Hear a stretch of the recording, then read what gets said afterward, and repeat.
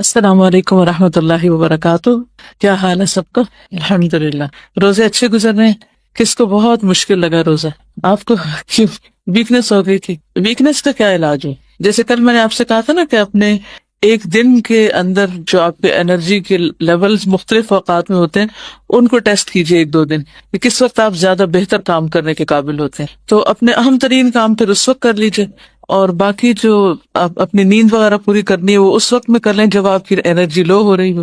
اور میجورٹی کا تو الحمدللہ اچھا گزرا، اور اللہ سبحانہ تعالیٰ نے کتنی رحمت کی ہے کہ موسم اتنا اچھا ہو گیا. کوشش یہ کریں کہ وہ کام جو رمضان کے بعد ہو سکتے ہیں ان کو تھوڑا کٹ ڈاؤن کر کے، سوشلائزنگ وغیرہ کو یا اور ایسے چیزیں جو ضروری نہیں کہ ہم رمضان میں کریں، ان کے بغیر بھی کام چل سکتا ہے، تو ان کو کٹ ڈاؤن کر کے انرجی سیو کریں، اپنا ٹائم سیو کریں، اور جو رمضان کے آپ کے موسٹ امپورٹنٹ ٹاسک ہیں ان کے اوپر اپنا وقت لگائیں، تو انشاءاللہ اب زیادہ بہتر ہوگا.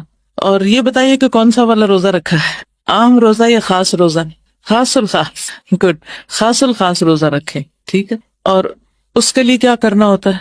اپنے دل کو ردی خیالات سے پاک. ردی خیالات کی قسم کیا ہو سکتی؟ مثلاً ردی خیالات، کسی کے بارے میں سوچتے رہنا اور بیکار کی باتیں سوچنا، اور ایسے خیالات جن کا حاصل کچھ نہیں. ٹھیک ہے. ردی خیالات کی ڈیفینیشن کیا ہے؟ وہ خیالات جن کا کچھ نتیجہ نہیں نکلنے والا، فائدے کی بجائے الٹا نقصان دینے والے. سب لوگ سحری کھاتے ہیں؟ کس نے سحری نہیں کھائی آج؟ اوکے. کم لوگ ہیں لیکن ہیں، تو اس لیے بہتر ہے کہ سحری کے بارے میں کچھ ضرور آپ سے بات کر لی جائے. نحمدہ ونصلی علی رسولہ الکریم، اما بعد، فاعوذ باللہ من الشیطان الرجیم، بسم اللہ الرحمن الرحیم. رب اشرح لی صدری ویسر لی امری واحلل عقدۃ من لسانی یفقہوا قولی. بسم اللہ الرحمن الرحیم. بعض لوگ سحری کرتے نہیں، بعض لوگ وقت سے پہلے کھا لیتے ہیں، جبکہ تاخیر سے کھانا اخلاق نبوت میں سے ہے. ابو درداء سے روایت ہے کہ رسول اللہ صلی اللہ علیہ وسلم نے فرمایا، 3 کام اخلاق نبوت میں سے ہیں: افطاری میں جلدی، سحری میں تاخیر، اور نماز میں دائیں ہاتھ کو بائیں ہاتھ پر رکھنا، یعنی ہاتھ باندھنا. تو سحری کا اہتمام ضرور کرنا چاہیے کیونکہ سحری کھانے میں برکت ہے. آپ صلی اللہ علیہ وسلم نے فرمایا، تسحروا فإن فی السحور برکہ. سحری کھاؤ کیونکہ سحری کھانے میں برکت ہے. یعنی تھوڑا بھی کھایا ہو تو انسان کو روزے میں پھر ویکنس فیل نہیں ہوتی. ارباز بن ساریہ کہتے ہیں کہ مجھے رسول اللہ صلی اللہ علیہ وسلم نے رمضان میں سحری کے لیے بلایا اور فرمایا، ہلم الی الغداء المبارک، آؤ مبارک کھانے کی طرف. یعنی ہم ویسے بھی کھاتے ہیں لیکن سحری کا کھانا بابرکت کھانا ہے. بابرکت کھانے کا مطلب کیا ہے؟ کہ اس کھانے سے انسان کو ایک خاص قسم کی انرجی اور صحت نصیب ہوتی. ایک صحابی سے مروی ہے کہ ایک مرتبہ وہ نبی کریم صلی اللہ علیہ وسلم کی خدمت میں حاضر ہوئے تو آپ سحری کھا رہے تھے. آپ نے فرمایا، یہ برکت ہے جو اللہ نے تمہیں عطا کی ہے، اس لیے اسے مت چھوڑا کرو. مقدام بن مادی کرب سے روایت ہے کہ رسول اللہ صلی اللہ علیہ وسلم نے فرمایا، تم لوگ اپنے اوپر صبح کا کھانا یعنی سحری لازم کرو، اس لیے کہ وہ مبارک کھانا ہے. تو اب اس کو کھاتے وقت اس کو اپریشیٹ کرنا کہ یہ مبارک کھانا ہے. سحری ضرور کھانی چاہیے، خواہ پانی کا ایک گھونٹ ہی کیوں نہ پی لیا جائے.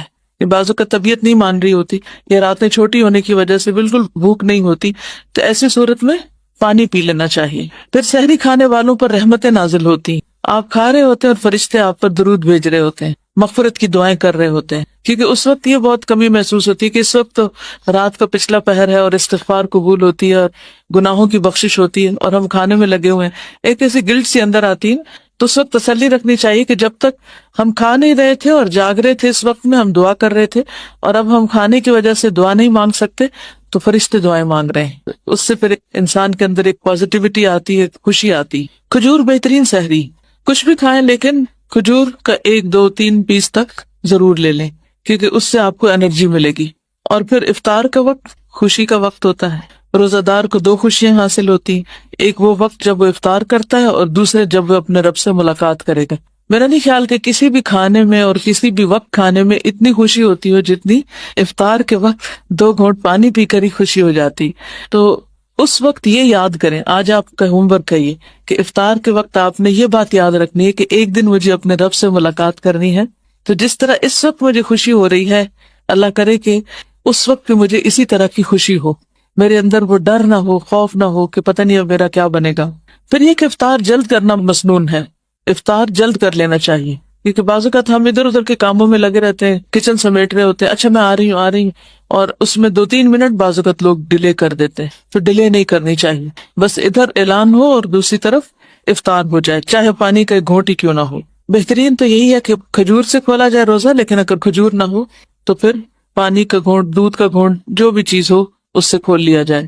سحری اور افطاری دونوں اوقات میں انسان اللہ سبحانہ وتعالیٰ سے دعائیں کر سکتا ہے، اور ان دعاؤں میں خصوصاً اپنی بخشش کی دعا، کیونکہ اگر بخشش ہو گئی تو سمجھیے کہ سب کچھ ٹھیک ہو گیا۔ ہمارا الٹیمیٹ گول تو یہی ہے کہ ہم اللہ سبحانہ وتعالیٰ کو راضی کرنے